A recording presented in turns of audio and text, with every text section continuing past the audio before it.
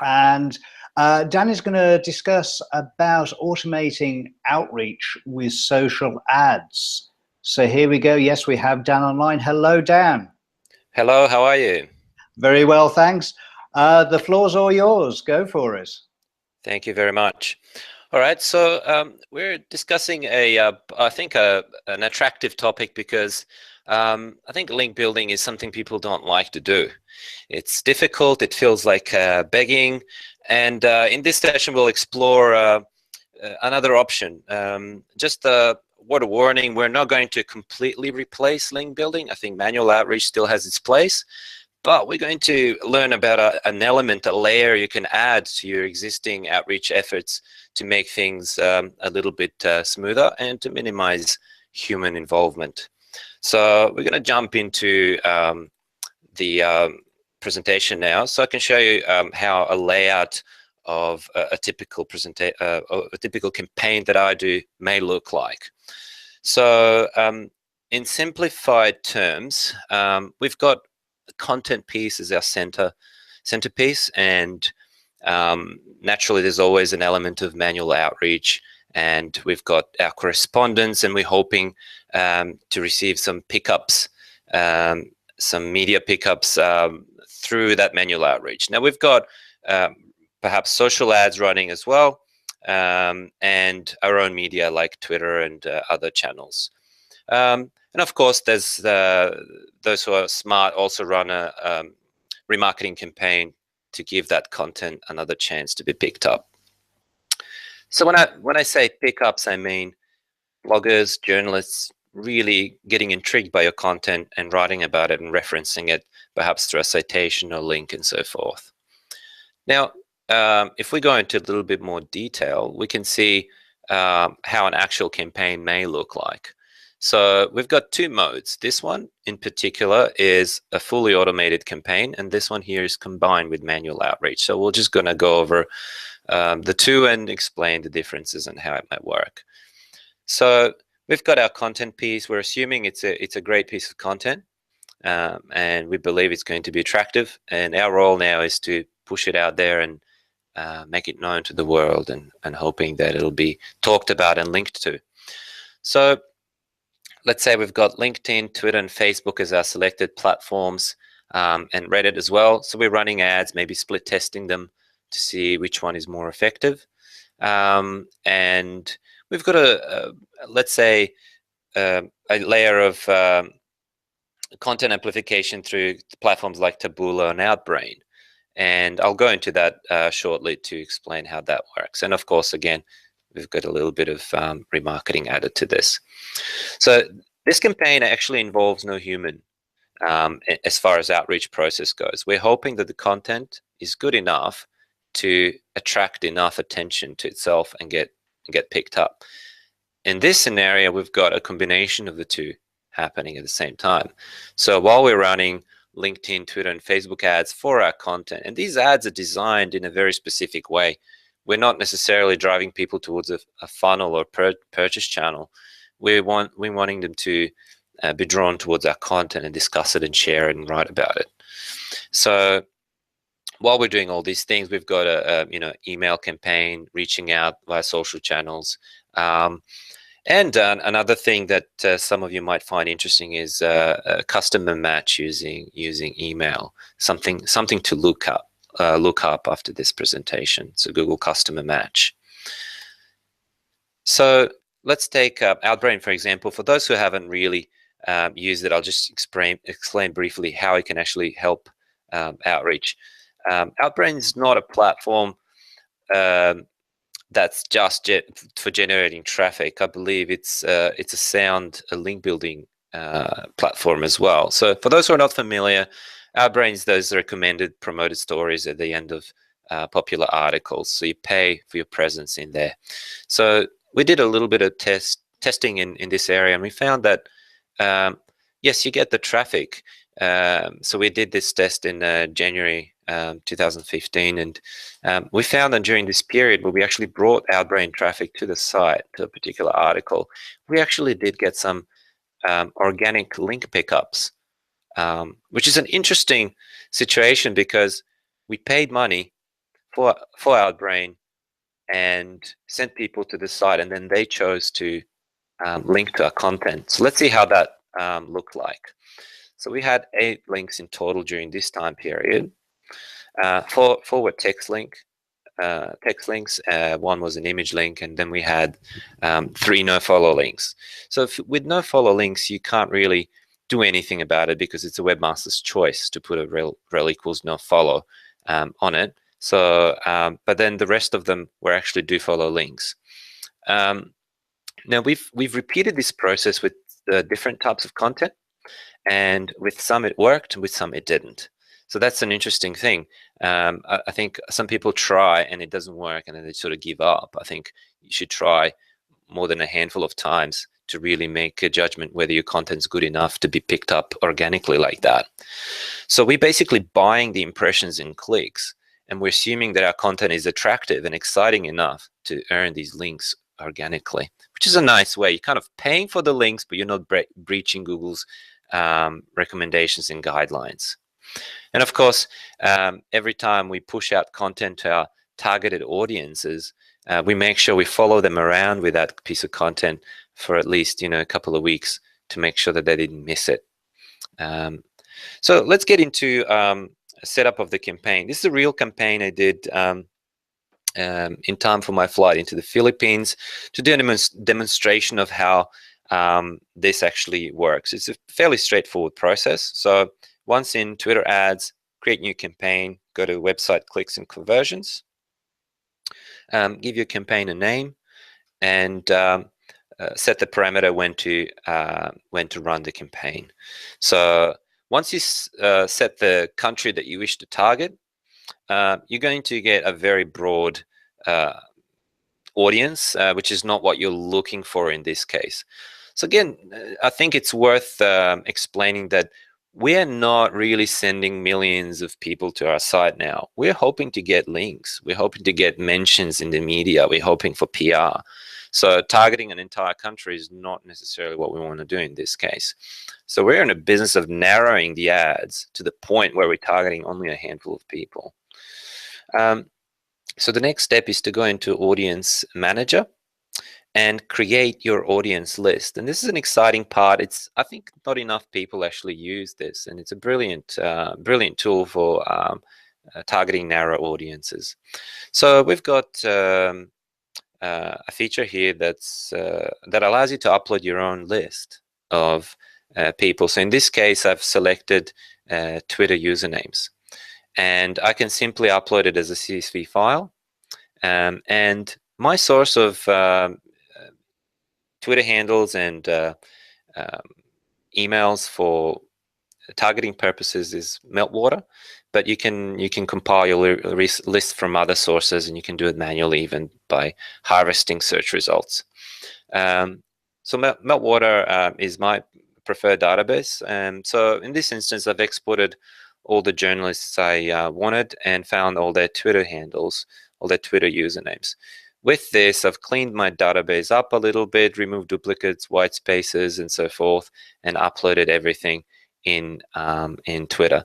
In case you're missing a database like this, you can actually go and do manual scraping and manual search. It just requires a little bit of work to prepare all this data. So you have a good starting point to understand what are the local newspapers that you wish to target, who are the journalists. So LinkedIn is a great source of information there. You can find these specific journalists that you wish to target and discover their Twitter usernames. If you go to specific newspapers Twitter account, you'll find that these people actually follow their own journalists often, and that's a good source of information for you, and lists as well. And often they have their own journalists in the list. It's kind of like a curated targeting list for you already. So you can also search Twitter using advanced Twitter search, finding journalists within a country or area of your targeting. So as I mentioned earlier, you can also use scraping of Google to find these type of results and information. So site twitter.com journalist Philippines in this case, and I use site twitter.com Philippine Daily Inquirer journalist. One searches broader information and one targets one specific paper. So once you load up your information, we're going back to Twitter ads now, creating custom audiences. Once you load up your list, Twitter will need to check to see if there's enough active accounts in there. So once it's approved, it'll show up as ready, and you're actually ready to start using this list in your campaign. So we are ready to actually kick off our campaign. And here's how it looks like. So you hit browse your tailored audiences. You pick the one you've uploaded and it's been processed and approved. And here's a very important step: untick expand reach by targeting similar users. You can do this while running ads for different purposes, but if you're really just trying to target the very specific group of people, then you don't want to expand this in some circumstances. If you're wanting to spend a little bit extra money, you can leave this option ticked. Of course, set your daily budget and a maximum budget. And what we're seeing now is that our potential audience is very, very low. So this may seem like a bad thing, but this is exactly what we wanted to do. We didn't want to target thousands of people. We wanted to target as few people as possible, because we don't want to make this campaign very expensive for us. So structuring an ad and a piece of content to look very exciting, very interesting. And here's the impressions and clicks and engagement that are starting to pour in. In some cases, and here's a little pro tip: before you start targeting journalists, you can actually boost the look and feel of your ads by targeting it very broadly. So you can release the gate to the entire demographic, the entire country, and get the comments, get the retweets, get the discussion going, and then lock it up. Save your budget for journalists and bloggers only, and that way, when they land on the ad, which is a tweet in this case, promoted tweet, they'll see it's an exciting topic because there's a lot of people already liking, retweeting, and having a discussion about it. They're more likely to pick that up and write about it. So Twitter is my #1 choice in this case, primarily because of its targeting function and low marketing spend. But there are other options as well. LinkedIn has a fairly good campaign manager. They are a bit more expensive, I have to say that, but in case you don't have lists and if you're a little bit lazy to collect all this data, you can simply narrow your audience down by the company that they work for, the job title, and the skills that they have. So that's kind of nice. It allows you to quickly create a very accurate campaign and run it similar to what we did with Twitter. So here's a campaign layout, a lot of data included, but in this case, you might want to use audience expansion, because in LinkedIn, in this case, we didn't use a specific list of emails. Facebook has a similar approach. You can also target very specific list, or you can design your own audience as you go through the options. So let's look at this. We're targeting with this ad, we're targeting 35 million people. That's a bad thing for your wallet. So what we want to do is browse into our demographics and look for people's workplace and job titles, and find. You can just start typing in, finding journalists, for example. And we're already down to 1,700 people. Now, again, Facebook is back in the red, thinking, oh, that's a bad thing if you're targeting very few people. But for us, that's, again, very good. We want to narrow this even further down. So we're hitting the button or link here called Narrow Audience. And we're adding an additional condition to our targeting for the ads by choosing employers. And here's what that Wikipedia list of newspapers, how it comes handy, because now we can start pasting those paper names in there and start targeting even narrow audience. So in this screenshot, we're down to 1,000 people, and estimated daily reach is 100 people, which is exactly what we wanted. So save and close and watch your campaign take off, which is always an exciting part. So result of this is pickups in major newspapers. Um, Big brands tend to pick up this sort of stuff, but I think there's a condition of success for automated outreach campaign depends on the quality and quality of the content and how exciting it is and how timely it is and how well we've structured our targeting. So in this case, this was a result of the campaign that we did for the Philippines that was designed specifically to demonstrate how this smart targeting works. In this case, this was done for a client called Wimdu. We wanted to share the news how McDonald's is actually one of the most popular places to eat in Sydney, and these news were quite interesting, and they were quite picked up in Business Insider and Yahoo Finance. So this one was a demo. This one's for accommodation place. Now, we often find a challenge is like, oh, I work for an accountant. It's a very boring topic. What do we do? It's a pretty dull industry, and there's nothing exciting to write about. Through our micro targeting, we managed to draw attention from some significant bloggers and journalists like Michael here, who wrote about a story that we published. We simply ran a survey within Australia to ascertain how many people cheat on their tax return. We've published the results, and he found that very interesting and shared it with the rest of his audience. This one is one of the international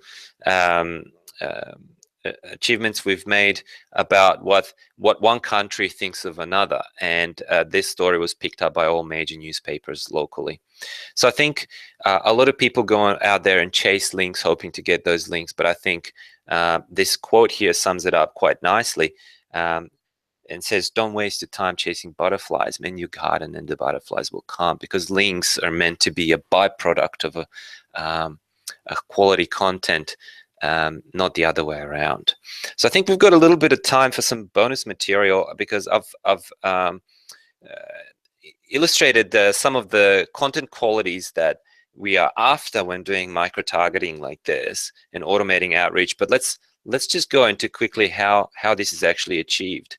So my favorite platform to achieve this is actually Google Surveys. So creating a survey and targeting a specific population, and then I think one important thing for me is to select an open-ended survey, because I don't want people to select A, B, and C. I want them to type their response in. What that does, it gives you a little bit more work in processing all the data, but it gives you more genuine results. So in this case, we've targeted Australians, and we asked the question, what's the first thing that comes to mind when you think of the Philippines? And clearly we're targeting Filipino journalists here. We want them to publish that story. So you can also use some pre-qualifying question to qualify certain audiences, but keep in mind that will lift the price up if you do that. So in this case, for about $100, you'll get 1,000 responses, which is quite nice, and you can get a lot of data out of that. So once you do that, you can actually see a visualization of all the answers. You can group everything either by synonym, which is automatic, or you can create your own groups and gauge sentiment or specific types of answers.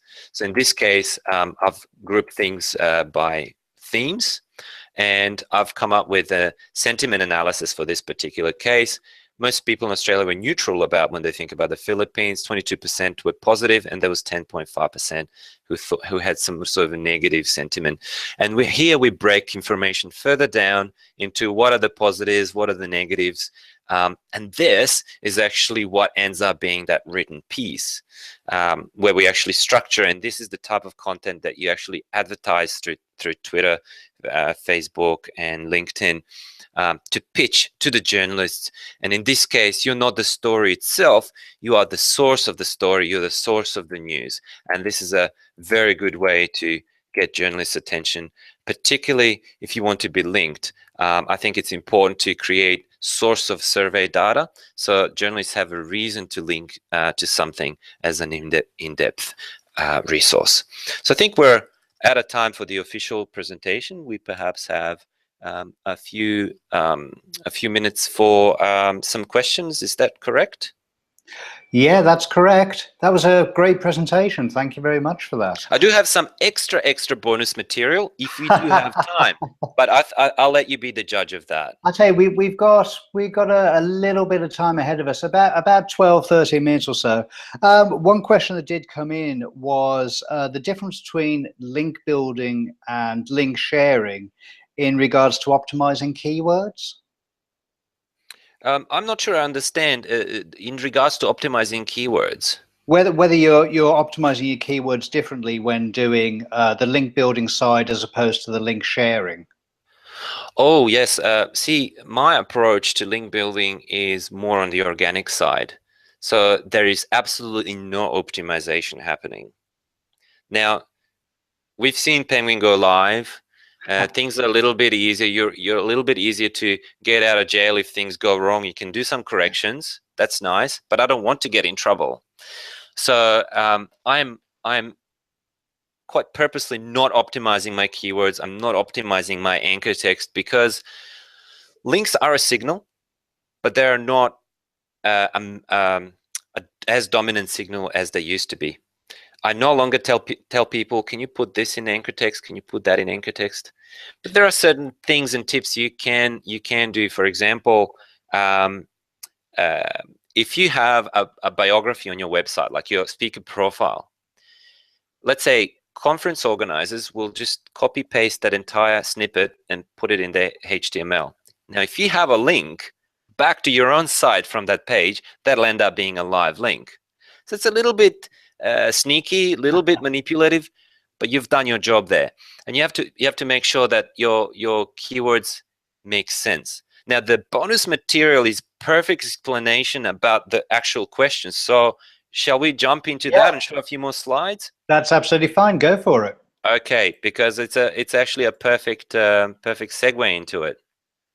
So link classification. I somehow felt that we're going to have this type of question coming up. So I spent some time classifying links and how they work, particularly those who want to either have organic links or have their links look like organic links so they remain safe, right? So first way of classifying a link for me is a citation. So an author of an article is quoting a statement from another author. And in this case, they said, quote from Search Quality, the Link Graph Theory by Dan Petrovic. So this author has actually mentioned me as used my quote in the case above here and actually linked to the original article. Now we've got an expansion.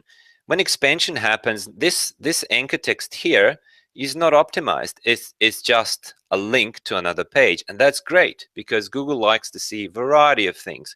If you keep having the same keyword in the link, that becomes suspicious. Another thing that looks suspicious if you're the only link on the page. Like, for example, you have an article and it's a guest post and there's no other links, and you're the only link on that page. That looks suspicious, particularly if you're using rich anchor text.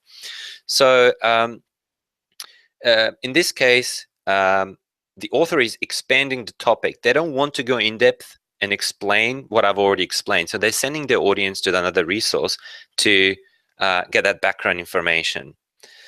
Identification. So people often link people's names or brands and link to the official website when they're crediting an author for something they've done and they're identifying a person or a brand or an entity. Proof. Somebody's writing a piece of content and they make a statement, they make a claim and they say it's true because here's why, here's the test. So it's kind of evidence of a statement supporting the statement that they're making. Another one is attribution, crediting original authors for their content. So for example, stealing somebody's images and then saying source image from such and such. Definition.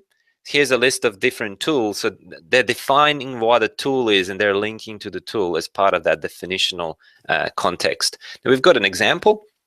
AJ Con here is listing a number of people, and this guy and that guy did something, right? So he's giving an example and linking out. So again, anchor text is a person, or a brand or a tool, not necessarily something you want to rank for. In this case, Ross did a call to action element. So sometimes links exist simply to call for action.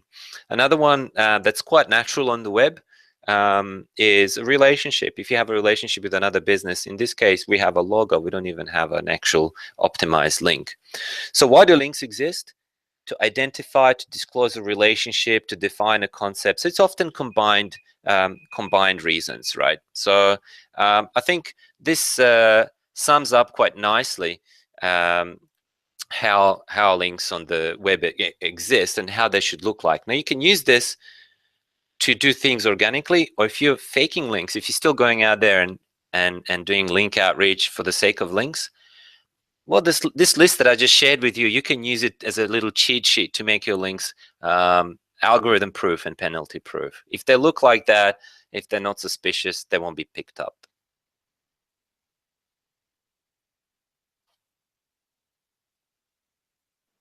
Let me unmute myself there. That sounds great. Thank you very much for that.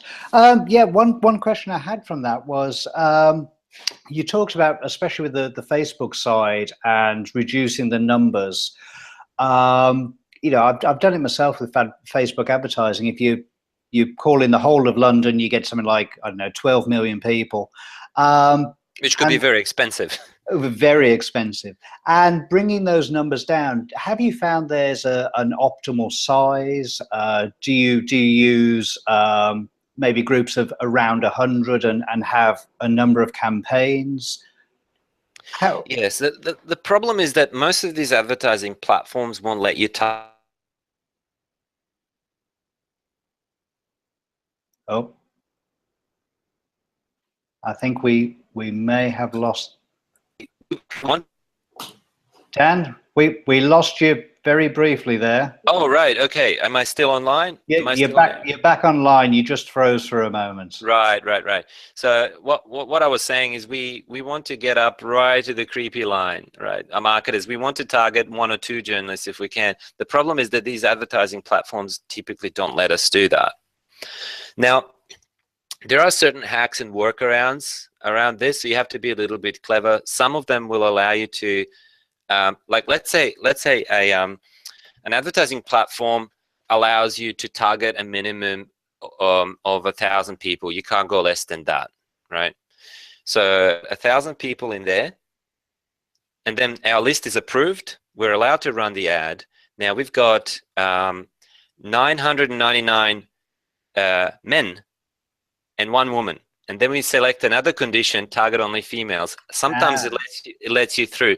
So there are little tips and tricks. So the ideal sample for me would be to target simply a single journalist with a single ad with the right type of message that we want to have manual outreach. You make a connection with the journalist, you discuss things, you pitch your content, and then as an aid, sort of as a supplementary outreach system, you follow them around with ads a little bit, just in case they've forgotten about you. Okay, it looks like David has dropped out of the call, so I think it's time for me is up anyway. So I might jump out and